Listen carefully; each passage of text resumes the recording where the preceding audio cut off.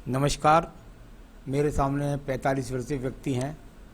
इनका हाथ है और इनके बारे में मैं बोलने जा रहा हूं। इनकी रेखाओं का वर्तमान में स्थिति क्या है और आगे क्या स्थिति होने वाली है, इनके जो सवाल हैं उनका जवाब भी मैं आपको दूंगा।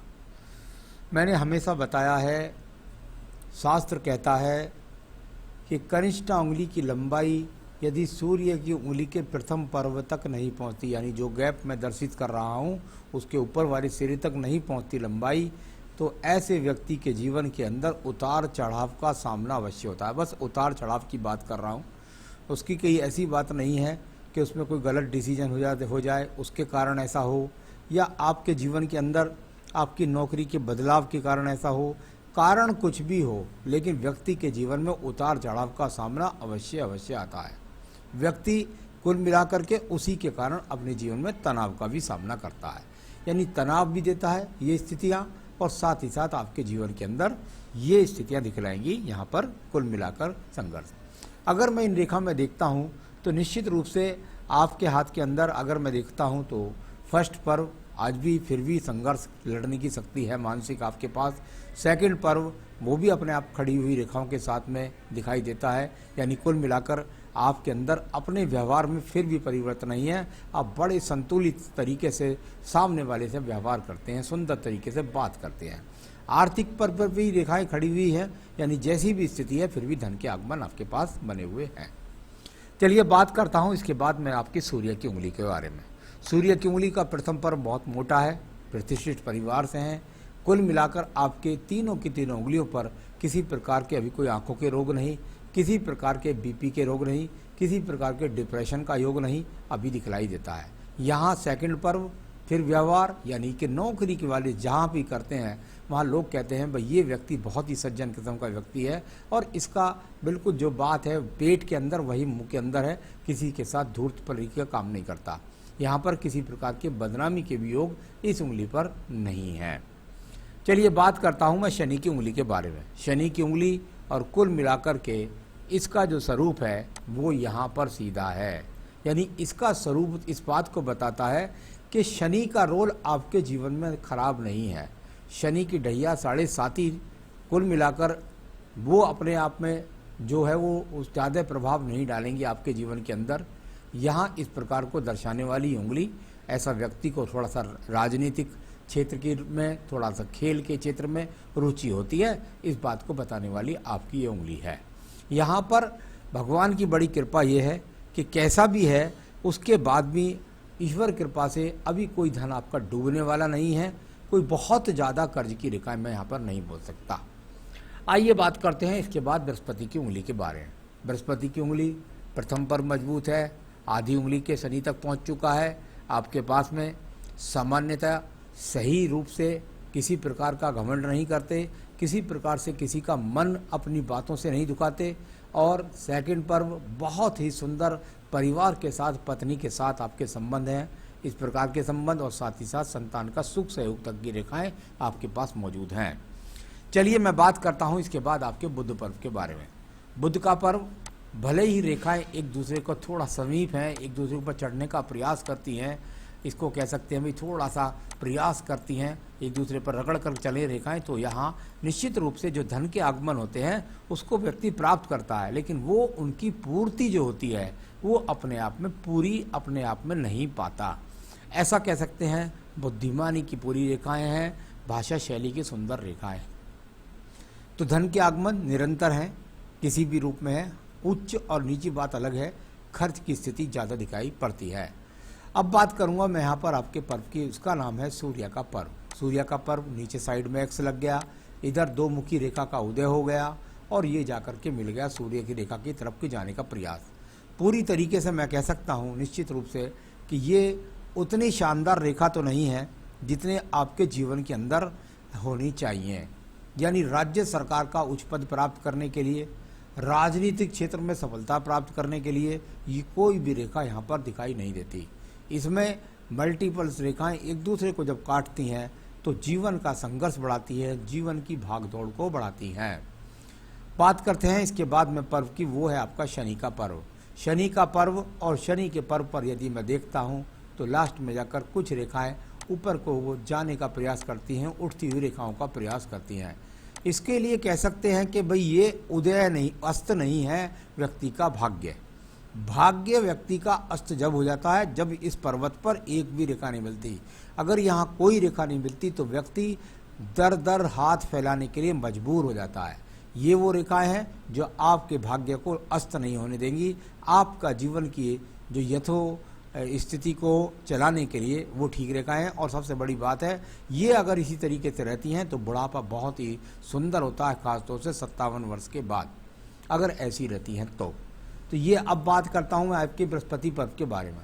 बृहस्पति का पर्व है, कहीं पर छोटा सा हल्का सा टूटा हुआ लगता है। कोई ब्रैकेट्स बनाने का प्रयास तो है यहाँ पर, लेकिन वो ब्रैकेट्स बनता हुआ नजर आता नहीं। कुल मिलाकर एक छोटी सी रेखा आगे भी है। अभी ऐसा कह सकते हैं कि मकान के लिए संघर्ष हो रहा है बनाने के लिए। यहाँ से हम चतुर्भुज अगर जब बन जाए, आप खुद स्वयं भी देख लीजिएगा, उस समय पर आपका मकान यहाँ पर बन जाएगा, जिस समय आपका चतुर्भुज यहाँ बन जाएगा। कुल मिलाकर यहाँ बृहस्पति पर्व इतना खराब नहीं है, लेकिन इतना अच्छा भी नहीं है, क्योंकि स्वतंत्र स्टार, स्वतंत्र चिन्ह यहाँ पर नहीं मिलते हैं, तो धन के लिए संघर्ष आपका बना हुआ है। अब बात करूँगा मैं आपकी हृदय रेखा के बारे में। हृदय रेखा और यहाँ से थोड़ा सा द्रवित हृदय रेखा। द्रवित हृदय रेखा की जब मैं बात करता हूँ तो मेरा मतलब सीधा सीधा ये होता है कि आपको अपना और अपनी पत्नी के स्वास्थ्य का ध्यान रखना है, क्योंकि अन्य चिन्ह पत्नी के अच्छे हैं तो पत्नी से तो संबंध खराब है नहीं। कुल मिलाकर के यहाँ पर कह सकता हूँ कि मन पर बोझ रहता है, और साथ ही साथ आप अपना स्वास्थ्य के साथ साथ पत्नी के स्वास्थ्य का भी थोड़ा सा ध्यान रखें। ये वर्तमान की स्थिति में यहाँ पर रेखा बनी हुई है। तो कुल मिलाकर थोड़ा सा इससे ये रेखा गिरती है। व्यक्ति दूसरों के साथ काम आकर के अपने पैरों पर कुल्हाड़ी मार लेता है, नुकसान कर लेता है। तो अपनी पूर्ति पहले कीजिएगा, कृपया करके दूसरों के बारे में बाद में सोचिएगा। बात करता हूँ आपके निम्न मंगल पर्व के बारे में। कर्म रूपी निम्न मंगल पर्व पर रेखाएं, और यहाँ पर अच्छी खासी रेखाएं, और लगभग शनि पर्व तक, यानी मेहनत करने के लिए, आप धन प्राप्त करने के लिए लगातार मेहनत कर रहे हैं, संघर्ष कर रहे हैं, क्योंकि ये आयु रेखा को भी काटती है और जाकर लगभग रुक जाती है भाग्य पर्व के पास तक। यानी आपके जीवन के अंदर मेहनत का इंसान है, संघर्ष कर रहे हैं, और भाग्य आपका साथ अभी बहुत परीक्षाएं ले रहा है, यानी मेहनत का फल पूरा नहीं मिल रहा है। आइए बात करता हूँ आपकी बुद्धि रेखा के बारे में। बुद्धि रेखा के लिए यहाँ से एक रेखा का संबंध, इसी के साथ एक रेखा अंदर से संबंध बना रही है। इसका मतलब मैं पहले भी बता चुका, जब जब मंगल पर्व से निकल करके रेखा संबंध बनाए आपकी बुद्धि रेखा के साथ में, इसका मतलब सीधा रहता व्यक्ति की मेहनत के अंदर, सिर्फ दिमाग के अंदर मेहनत मेहनत मेहनत और काम काम काम। हाँ, ज़्यादा डाउन हो गई है, जिसका ज़्यादा डाउन होना आपकी बुद्धि को प्रभावित करता है, यानी टेंशन्स को प्रभावित करता है। ये देख रही है कहाँ, नीचे वाले पर्वत को। नीचे वाले पर्वत की तरफ जब ये बुद्धि रेखा देखती है तो व्यक्ति को मानसिक टेंशन्स बनी रहती हैं। उसमें अगर अच्छी स्थिति हो तब भी अच्छी प्रगति प्राप्त करने के लिए टेंशन कुछ ना कुछ प्रकार से बनी रहती है। उसके लिए मैं थोड़े से उपाय बताऊंगा, उससे ही ये चीज़ें ठीक हो जाएंगी। द्वितीय मंगल पर्वत की बात करता हूँ, वहाँ से किसी प्रकार का कोई झगड़ा नहीं, झंझट नहीं, कोई मुकदमा नहीं, किसी इस प्रकार की यहाँ कोई खराब स्थिति यहाँ पर नहीं है। चंद्र पर्वत को देखिएगा, चंद्र पर्वत है और यहाँ से छोटी छोटी रेखाओं के साथ एक बड़ी रेखा भी निकल करके मध्य तक पहुँच गई है। अब इसका मतलब क्या होता है, ये रेखाएं जब यहाँ से चलती हैं तो ये कुल मिलाकर इनका स्वरूप अगर देखें तो कहीं ना कहीं से या तो चंद्र पर्वत से आयु रेखा की तरफ या आयु रेखा से चंद्र पर्वत की तरफ, यानी आयु में मानसिक डिप्रेशंस, क्योंकि आड़ी रेखाएं हैं, ये खड़ी रेखाएं होती बुद्ध की तरफ चलती तो इनका लाभ मिलता। एक लंबी रेखा यहाँ पर है, जब इस लंबी रेखा का मतलब है और ये आयु रेखा से यदि टच हो गई तो आपको विदेश से जुड़वा कर लाभ दिलाएगी। कुल मिलाकर दिमाग के अंदर है कि कभी विदेश भी जाऊं या कोई बहुत बड़ी इच्छा तीर्थ स्थान की हो सकती है। चलिए अब बात करता हूं मैं इसके बाद में आपके यहाँ पर पर्व की। वो आपके पास में ये रेखा बुद्ध रेखा के रूप में छोटी छोटी रेखाएं हैं।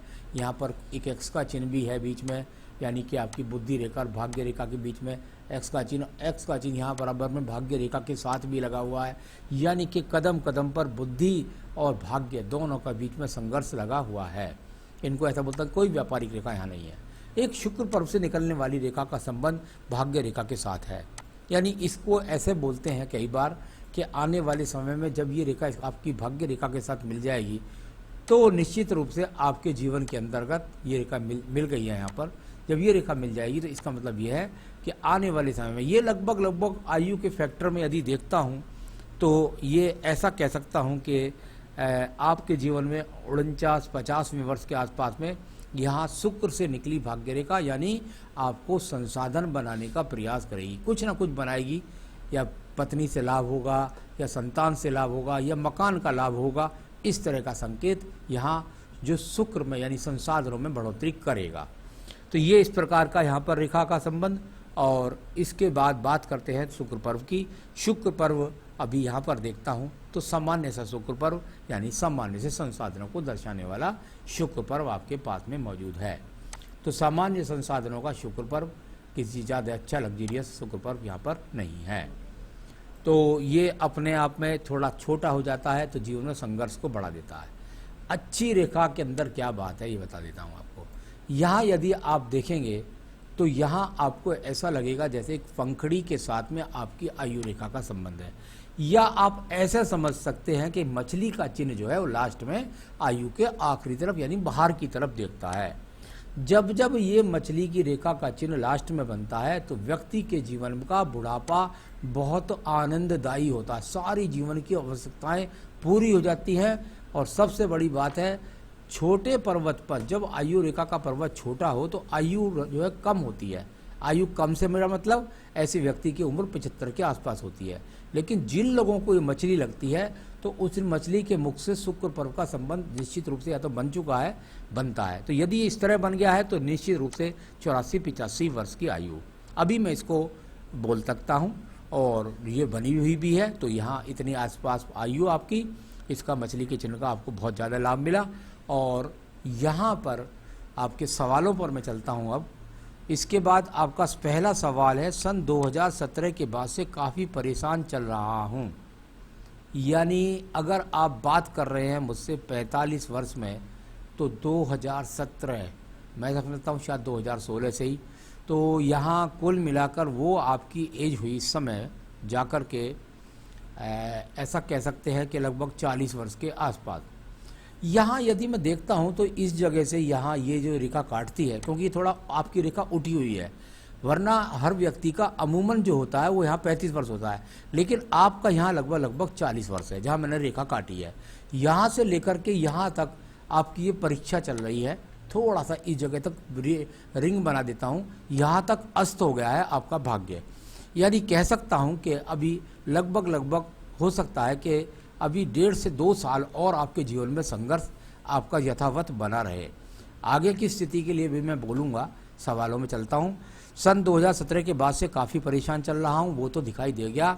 निश्चित रूप से आप परेशान क्यों चले। आने वाला समय कैसा रहेगा? आने वाला समय आपके जीवन के अंदर लगभग 2 से 3 साल बाद आपको थोड़ा सा ग्रोथ होना शुरू हो जाएगा, क्योंकि भाग्य रेखा के साथ एक सहायक रेखा भी लगी है। कहीं ना कहीं से संतान के द्वारा या वैसे, या मैंने बता रहा था पहले भी आपको, तो अभी करीब 2 साल आपका संघर्ष और है। इसके बाद आपकी स्थिति धीरे धीरे सुधरेगी, लेकिन बहुत अच्छी नहीं सुधरेगी, लेकिन सुधरेगी अवश्य। तो आने वाले समय में अभी आपको लगभग 5 साल तो ऐसा समझ लीजिए कि 2 साल बाद अच्छा होना शुरू होगा और 3 साल धीरे धीरे उठेंगे। मकान कब तक बनेगा? निश्चित रूप से मैं कह सकता हूं कि 2000 जो अब से 2 साल बाद 2.5 साल बाद वो समय आएगा, उसमें आपके मकान में कुछ ना कुछ कंस्ट्रक्शन आप करवा पाएंगे, क्योंकि थोड़ा सहयोगात्मक रवैया आपकी शुक्र पर्वत से भी मिला और भाग्य रेखाओं में भी मिला। तो 2022 से 24 के बीच में कुछ ना कुछ निर्माण हो रहा है। और जीवन में धन की स्थिति कैसी रहेगी? बहुत किसी को डराना, किसी को बहकाना, चढ़ाना, ये मेरा काम नहीं है।